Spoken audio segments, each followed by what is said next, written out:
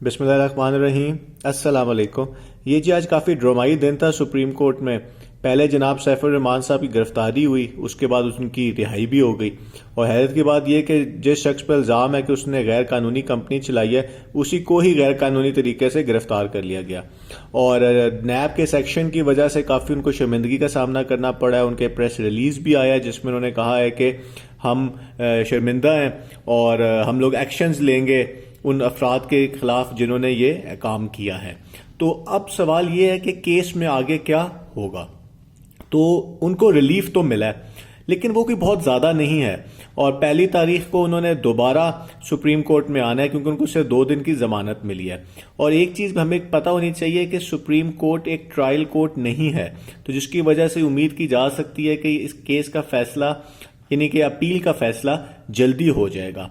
और अगर हम उतनी देर तक हमें पता भी चल जाएगा कि डिटेल्ड फैसला क्या आया है इस्लामाबाद हाई कोर्ट का, क्योंकि उसमें वो क्लियरली लिखा होगा कि किस वजह से जो है उनकी बेल की एप्लीकेशन को खारिज किया गया है और नैब को इजाज़त दी गई थी कि इनको गिरफ्तार कर लें। तो अगर हम लोग केस की बात करें तो उसमें कुछ चीज़ें हैं जो बड़ी क्लियर हैं।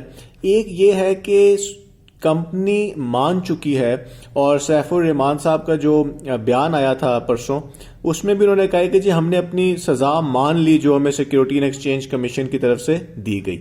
यानी कि कंपनी ये मान चुकी है कि हमने इन्वेस्टर्स से जो पैसे लिए हैं, जो अरबों रुपए उठाए हैं, उनका हमारे पास लाइसेंस नहीं था और हमने गैर कानूनी तरीके से उनसे पैसे लिए हैं जो कि एक गैर कानूनी काम था। लेकिन वो ये कहते हैं कि जी हमें जो सज़ा मिल चुकी है सिक्योरिटी एंड एक्सचेंज कमीशन की तरफ से, उसके बाद अब नैब हमारे खिलाफ एक्शन नहीं ले सकती। लेकिन इसमें जो देखने वाली चीज़ है वो ये है कि सिक्योरिटी एंड एक्सचेंज कमीशन तो एक रेगुलेटरी बॉडी है जो कि कंपनीज एक्ट के तहत काम करती है और वो सिर्फ सज़ा दे सकती है कंपनी को। तो उसने कंपनी को तो सज़ा दे दी और कंपनी के डायरेक्टर्स को दे दी, लेकिन वो जो एक क्राइम हुआ है कि जी गैर कानूनी तरीके से इन्वेस्टर से पैसे लिए गए हैं, नैब यहाँ पे आ जाती है और नैब ये कहती है कि जी ये जो क्राइम हुआ है वो उसकी सज़ा तो लॉ इन्फोर्समेंट एजेंसीज देंगी। और सिक्योरिटी एंड एक्सचेंज कमीशन ने जब कार्रवाई ख़त्म कर दी तो उन्होंने जो उनकी फाइंडिंग्स थी कि जी हमने तो सज़ा देनी थी, कंपनी को दे दी, लेकिन इन्वेस्टर्स के साथ जो फ्रॉड हुआ है कि जी गैर कानूनी तरीके से उनसे पैसे लिए गए हैं, तो आप उसको नैब उसको इन्वेस्टिगेट करें। तो कंपनी बेसिकली ये कह रही है बिफोर यू कि जी ये काम ना करें, हमें जो सज़ा हो गई है वो हो गई है।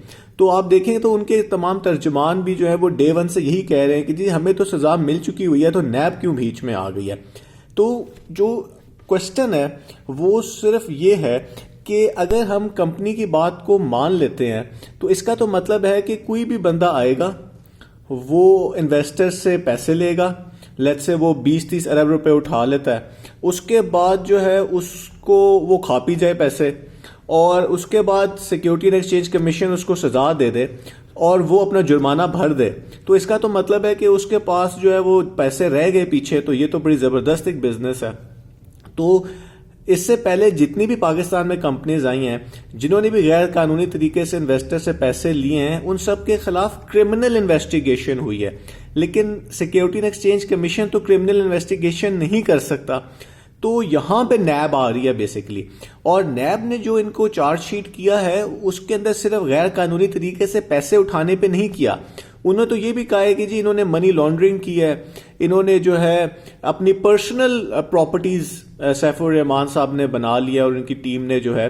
तो हम इस चीज़ को इन्वेस्टिगेट करना चाहते हैं, इसलिए हमें जनाब सैफुर रहमान साहब को गिरफ्तार करना है, क्योंकि हम ये देखना चाहते हैं कि जी ये जो पैसा इमाम से लिया गया है वो पैसे गए किधर है सारे, क्योंकि जो भी उनके पास एविडेंस होंगे डेफिनेटली वो लॉ इन्फोर्समेंट एजेंसीज हैं।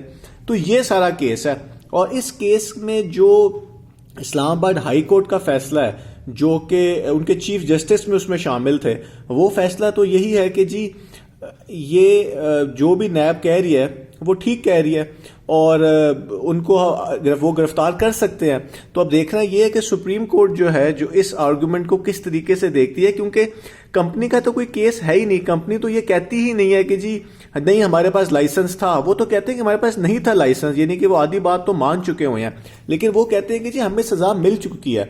लेकिन अगर वही बात है कि ये आर्गुमेंट हम मान लें, फिर तो जितने भी डबल शाह हो गया, मुदारबा स्कैंडल हो गया, ऑल पाकिस्तान प्रोजेक्ट हो गए, उन सब के ओनर्स भी कहेंगे कि जी आप हमें भी जुर्माना कर दें, हमने भी तो गैर कानूनी तरीके से इन्वेस्टर से पैसे लिए थे।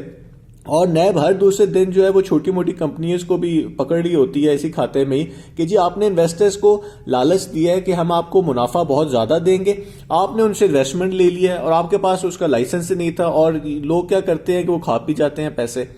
तो ये काफी ट्रिकी सिचुएशन है इस टाइम के ऊपर।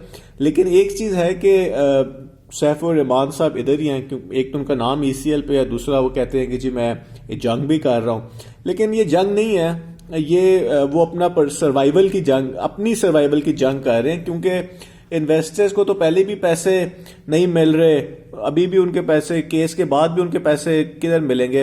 वो कहते हैं कि सिर्फ 11 अरब रुपए अकाउंट्स में है, जबकि कंपनी कहती है कि नैब कहता है कि 11 अरब है, कंपनी कहती है कि 400 अरब हमने लिए हैं, तो बाकी पैसे हमें नहीं पता किस टाइम पे किधर है। अगर आप विड्रॉ की बात करें तो इतने अरसे से बैंक विड्रॉ भी नहीं मिल रहा।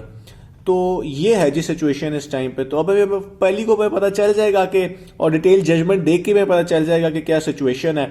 लेकिन जो भी हुआ है, कंपनी ने एक गैर कानूनी काम किया है, वो मान रहे हैं कि हमने किया है, लेकिन इन्वेस्टर्स अब कुछ नहीं कर सकते क्योंकि उनके पैसे इस टाइम पे फंस चुके हुए हैं। अगर आपको वीडियो पसंद आए तो लाइक कीजिएगा, चैनल को सब्सक्राइब कीजिएगा। बहुत बहुत शुक्रिया।